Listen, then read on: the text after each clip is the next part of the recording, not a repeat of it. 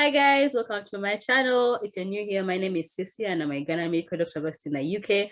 And it's this video I'm so excited to be bringing for you Nanelle. So she's a nurse that's based in the UK, and I've been getting so many comments and questions in my DMs on Instagram and also on this channel. People asking me, they're nurses, how can they come here? And a lot of times I was a bit blank and bleak, and I'm so sorry guys, but finally I've got the solution here. So yes, hi Nanelle, welcome to my channel. Hello. I'm happy to be here. Thank you. So we're so happy to have you. So I'll just get straight into it. Please, can you tell us, how can someone come to work in the UK as a nurse if they're abroad, in particular in Africa? Okay, so there are three main exams that you have to write. There's the an exam to prove your English proficiency. That's you write either the IELTS or the OET, but some countries are exempt. And I can give you the list of the countries that are exempt so that you can leave it in the description. Yeah. But if you're not from any of these countries, you'd have to write either the IELTS or the OET. At present, the requirement is to get at least band 7 in all the modules with at least 6.5 in writing for the IELTS. And then for the OET, you're supposed to get B in all the modules and at least a C+ in the writing as well. And you can combine two results if you start for them within 6 months of each other, but you're not supposed to get at least you're not supposed to get below 6.5 in any of the modules in the test that you're combining. So let's say you wrote IELTS in January and then you had, let's say, a 6.5 in speaking. Speaking, you can write another one in May, and then if you were able to get a 7 in speaking for that one, and then with the rest of the modules in that one, you didn't get anything less than 6.5, you can combine those two results, it will be accepted. And same for the whole. Yes. I love that. At present, they are making changes, but they haven't, publicly announced they are going to reduce the requirements soon, but they haven't publicly announced what they're bringing out. It's still under review. So that's for the first exam that you have to write. Let me also say that you have to register to join the Nursing and Midwifery Council of UK. So you can go to nmc.org.uk or something like that, and then you select join the register as a foreign trained nurse or midwife. Okay, so you create more like a file. They'll ask you a few questions, and then they would obviously try to confirm from the Nursing and Midwifery Council in your home country to see that you are legit. So there'll be a lot of paperwork here and there for you to fill and all that. So as you're doing that as well, I think after they cross-check to see that you're legit, they will give you the authorization to do the CBT. That's the computer-based test. For that one, it's done in, I think, almost every Pearson VUE exam test center. So you can check online for Pearson VUE exam test center near you. Oh, and I know we have one in Uganda, for example, Pearson VUE. Yeah, it's pretty like international. Yeah. So if you're a mental health nurse, you can book for the CBT for mental health nurse. If you're a midwife, it's specific. For the midwives. If you're just a general nurse, you can book for the one for you, and then you write that exam and then you pass. So after you've passed the IELTS and then you pass the CBT, you can start the job search. Okay, so you can either get a visit visa to come to the UK to write the final part of the exam. That's the OSCE, which is the OSCE. Okay. And then you get your PIN, that's your license, and then you can search for jobs.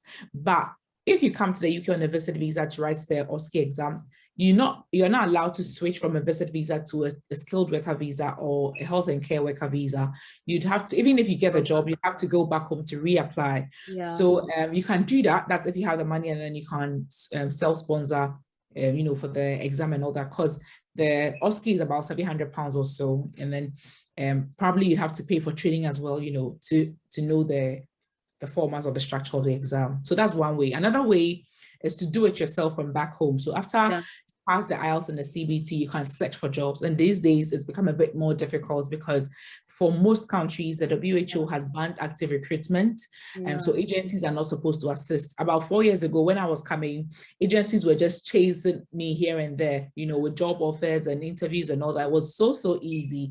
And I even have a video on my channel where I spoke about 10 agencies that were massively recruiting at the time for people. And now it's not like that anymore. But if you are not from any of the red list countries, you can still use an agency. If you are from, let's say, Zambia, South Africa, Zimbabwe, it does not affect you. There are lists of countries that are on this list where Uganda is on the list, guys. Sorry. Yes. So if you're not from these countries, you can't. Yeah. And even if you are from a red list country, and at the time of the recruitment, you are not in that country, you can still use an agency. So I have people from Ghana, which is on the list, that are currently in Dubai practicing, and they are still using agencies. So it's where about you reside, not your passport. Yes, where you're being poached from, that's the issue. So you can, if you're from a red list country, you can just go to track.jobs or just Google vacancies with tier 2 sponsorship, or nurse vacancies with tier 2 sponsorship, or so many job sites. I keep sharing them on my channel as well. You can, I'll link her channel below, guys. You really do need to be going and subscribing if you're a nurse, if you want to do healthcare assistant work. So if you want to come to the UK, basically, and I'm not a doctor, because I know a lot of my subscribers are not, and yet they want to come, and I never know what to tell you guys. Please, this is the right person you should be going to. Go and subscribe. And yes, you are still telling us. Yeah. So once you get, let's say you're back in your country, and then you apply for the job, and then you're shortlisted for an interview. So if you're shortlisted for an interview, they will obviously, book you for an interview via, let's say, Zoom or whatever, Google Meets or whatever. After you impress them on the interview, they'll give you a job offer. They'll let you do some more paperwork. Let's say they'll ask you for a medical report, or, a few things. They'll ask you to submit a few things, and then they'll give you the important document in all the process, the certificate of sponsorship.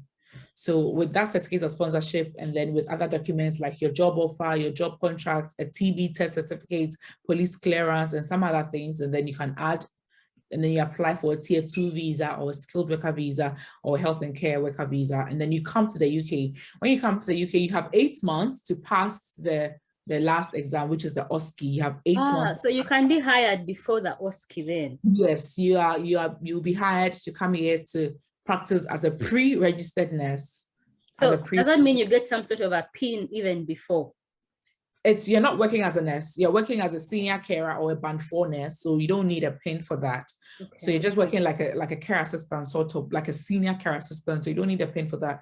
So when you come here, you'll be inducted, they'll be training you, and they'll prepare you for the OSCE as well. For most employers, that's what they do. So you pass the OSCE, and then you get your PIN, and then they upgrade you to a nurse, and then you start working as a nurse. I came in November of 2018. I worked as a senior care assistant from November till January when I got my PIN.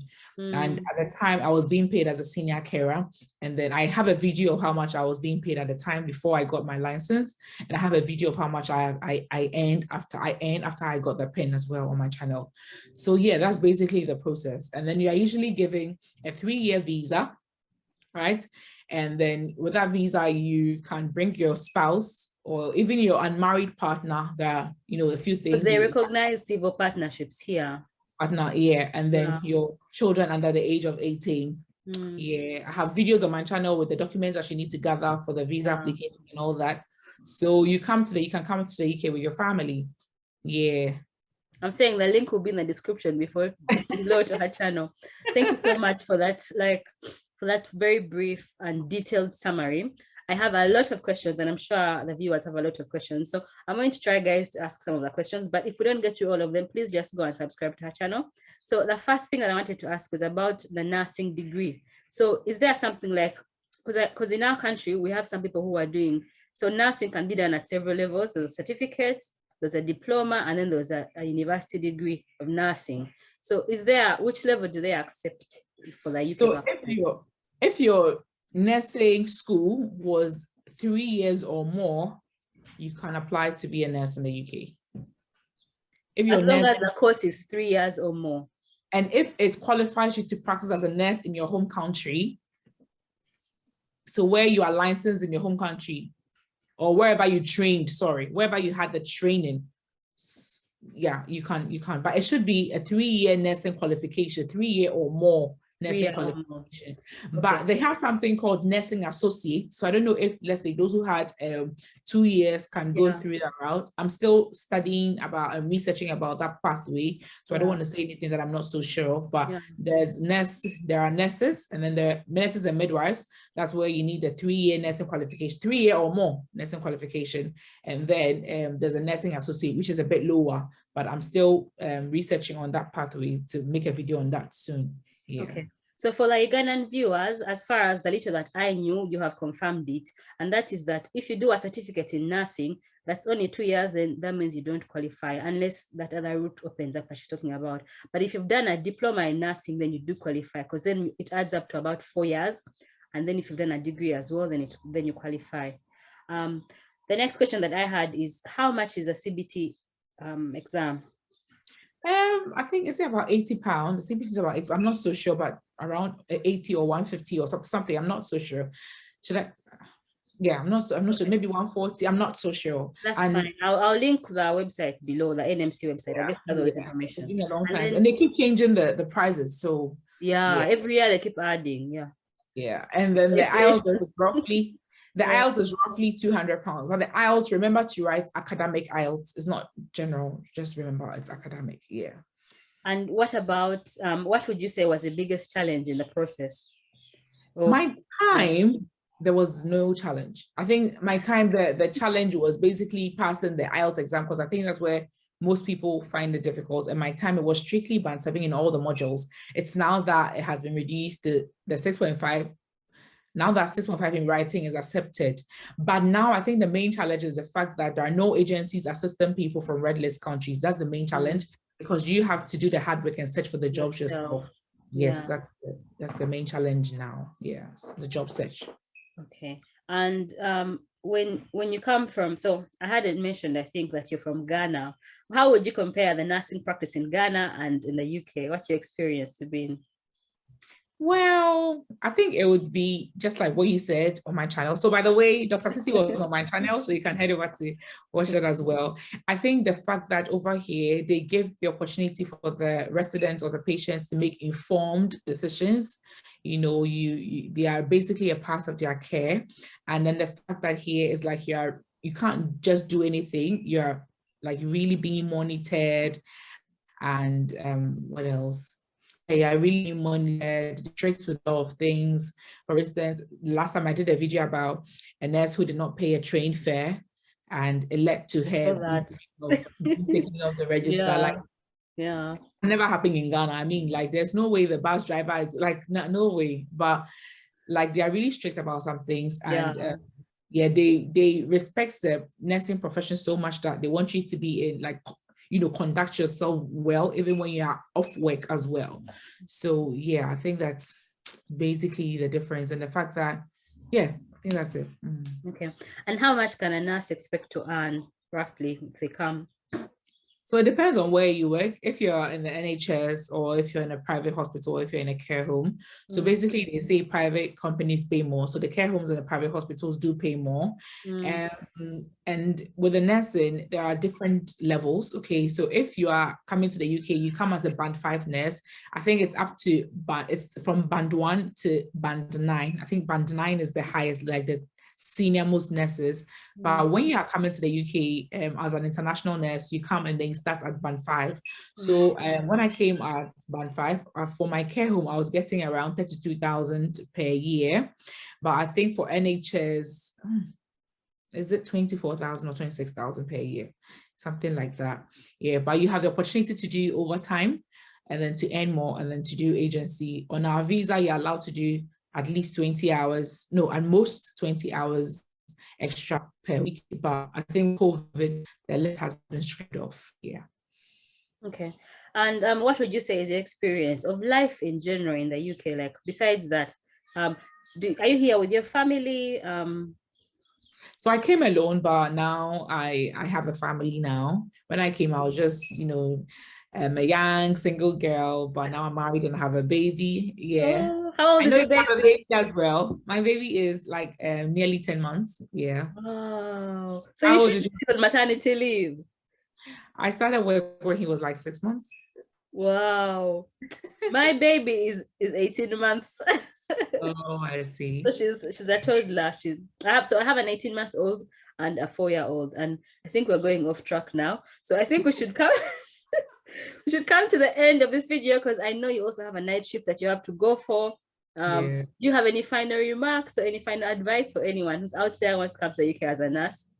Yeah, I feel like you should, many people are not getting the right information. So they are going, like they're getting themselves in so much trouble. For instance, I got somebody contacting me that they had to pay £10,000 for an employer to give them a certificate of sponsorship. And this person actually paid the money, yes. And now she's realized that the person actually did bring them to the UK, but it was on a 1-year visa. I didn't even know about that. And the whole lot of complications and all that. And now it looks like the visa is expiring. She has to go back and she needs to get an employer immediately to be a whole lot. And I keep saying this. So I feel like, let's say if you're a doctor and then you want to come to the UK, and then there's somebody that has already been through the process, like Dr. Sissy, you are supposed to take your time. I know sometimes maybe buying data for internet back home could be expensive, but it's worth it, getting to know what to expect and, for the process, in the process, than, just doing anything and then getting yourself into trouble in the process. So I feel like people should make good use of YouTube and then watch people that have actually been through the process and are giving them the value. And because I know people that have, written IELTS thinking they're coming to the UK to pass as a nurse with it, but they wrote the wrong type of IELTS. And then they wasted so much money. And then I told them, you can't use this. The NMC is not going to accept a general exam, or the NMC is not going to accept this. So they should make sure they are informed in whichever way that they can get their information. If it's like you suggested, like Facebook groups with people that are also, embarking on the same journey, or Telegram groups. I have a Telegram group, and then you can ask me any question on my YouTube channel. If I see it as my earliest convenience, I'll just respond to you, so that you don't waste so much money, you don't get frustrated. The process, it's simple, Yeah. It's simple, but I think people try to look for shortcuts, and that's where the problem comes. Someone promises, you pay me this and I'll get you there, or pay me this and I'll get you there, and that's where usually things go wrong. Yeah, that's true. So, thank you so much for coming. I think we'll end here since you do have to go to work. And thanks guys for watching this video. If you've watched it up to this point, please do remember to subscribe to my channel, like this video, go to Nanel's channel, which I will be linking below. Subscribe, follow, and binge watch all her videos. Thanks. Thank you so much. Bye. Thank you so much. Bye.